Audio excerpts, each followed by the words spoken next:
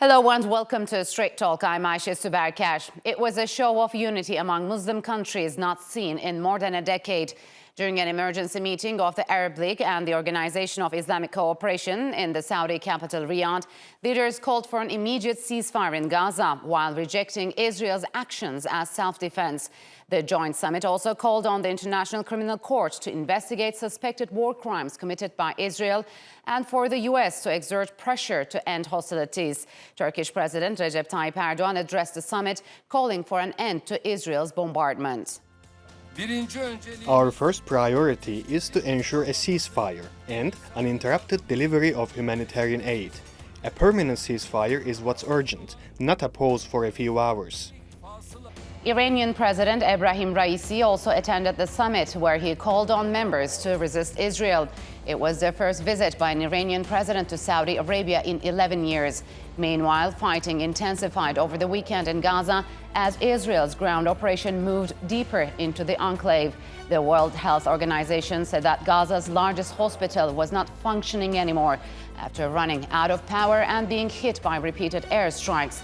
Patients, including infants, were reportedly dying due to the shelling and power cuts. For more on the Riyadh summit, joining me now from Abu Dhabi is Suha Cubukcuoglu. He is a senior fellow at Trans Research and Advisory. And from Istanbul, Zuhal Mert Uzuner. She is an associate professor at Marmara University. A warm welcome to you both, and thanks for joining me on Straight Talk. So, Zuhal, after over a month since Israel began its military operations on Gaza, leaders of the Islamic and Arab countries met for an emergency summit in Riyadh. What are your key takeaways from this particular summit? Most important one is the talking about the settlers status, because we were not talking about that very clearly in international atmosphere. I think President Erdogan stated it in a correct way, and it will be very appreciated in international community because we know that the rising tension and dissatisfaction of all sides and somehow the provocations are deriving from that situation and the policies of the Israel government. And one of the biggest part of that is the settler situation and their the practices.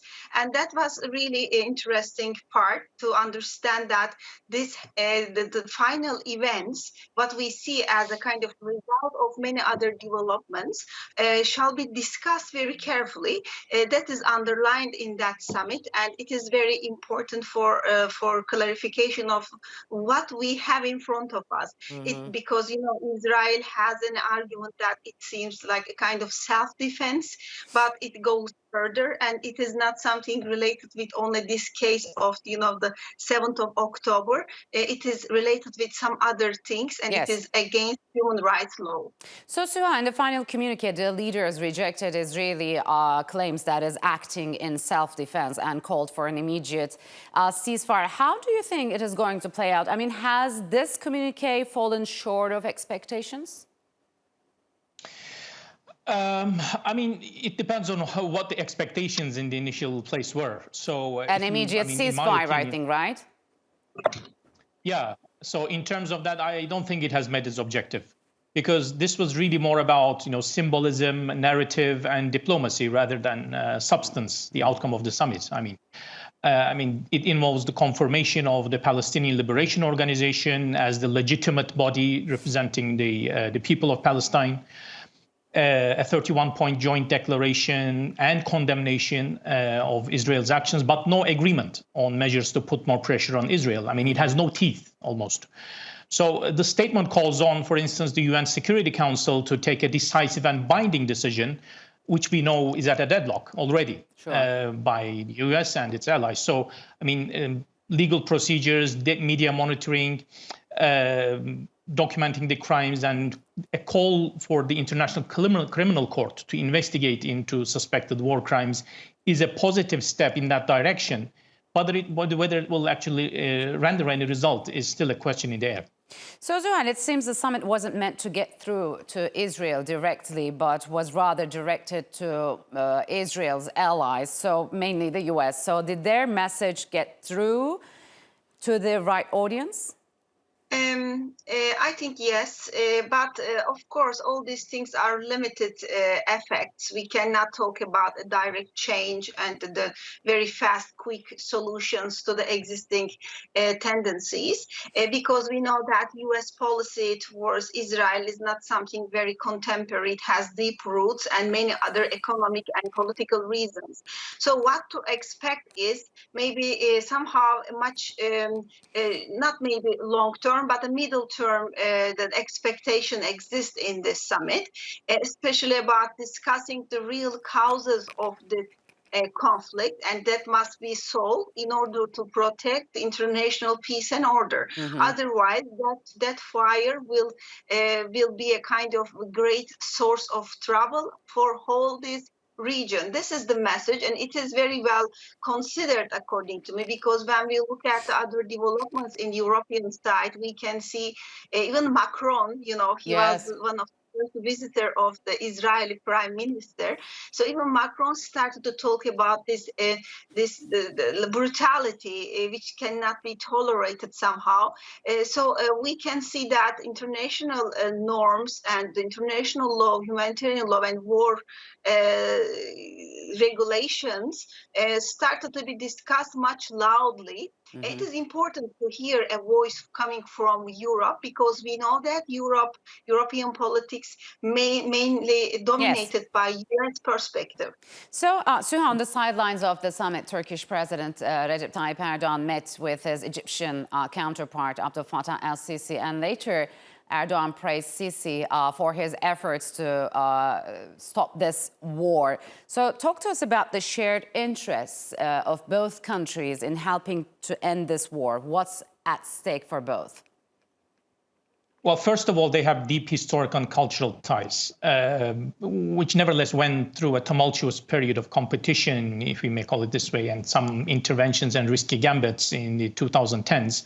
But now seems to have come into a more stable status quo. And they both have interests in developing their bilateral economic ties. And that requires stability, less political risk, and more security in the region. Turkish investments in Egypt have reached about $2 billion US, and Egypt is has emerged as a key supplier of liquefied natural gas to Turkey. In the face of various crises like the Russia-Ukraine war or COVID-19, before that, seeing the global shift in balance of power, I think they both saw this rising tendency to de-escalate tensions and focus on areas of common interests on both sides. So one is economic interests, and the other is security and stability in the region.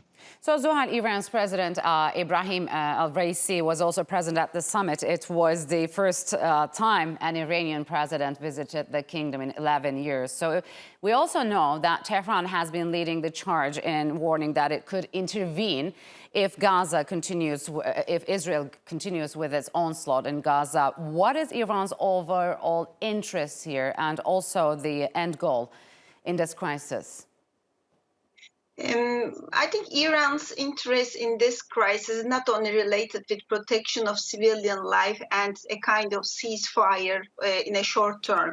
It is much wider, and we know that Israeli-Iranian conflict is one of the most important and explosive thing in this region, because it can create a great trouble for the civilians if it broke out as a kind of hot conflict. So what is important to be discussed in this summit was also that one you referred, because Iran wants much more obvious results, much observable results. But the international the mechanisms needs a little bit more the technical the base and preparations for a much more strong impact in a middle term. So from that approach, Iran is not satisfied fully from what happens, and Iran has also an interest to mobilize all the regional actors targeting Israel as a part of its own official discourse and ideological approach. Yes. But what is discussed in that summit is not that. We can see that the problem in this summit was a regional order and peace and protection of civilian lives, and finding a solution for let's say bringing a kind of ceasefire into the region. These are much prominent targets, and I don't think that Iran is so much satisfied from all these the articles as a part of list of national priorities. So, Suha, how will this conflict impact U.S. interests in the Middle East? I mean, how much has it set back the U.S. moves to normalize Arab states with Israel? I mean, are the Abraham Accords at risk? Well, first, I think due to double standards in the application of international law, there's no doubt a growing disappointment toward the rule-based liberal world order led by the US and its Western allies. That's for sure. I mean, immediate priority, of course, here is to achieve a ceasefire and open a humanitarian corridor for Gaza. But I think in the mid to long term, there will be more questions as to what U.S. security can play, umbrella or presence can play in the Middle East. Obviously, Arab states prioritize their own security over the Palestinian issue. We see that clearly from their statements and outcome of the latest summit. And they prefer economic pragmatism and bridge building over geopolitical saber rattling. As non-aligned, hedging middle powers, as we might call them, and Turkey is also one of such middle powers. But they have no interests in picking up or heightening tensions with Israel.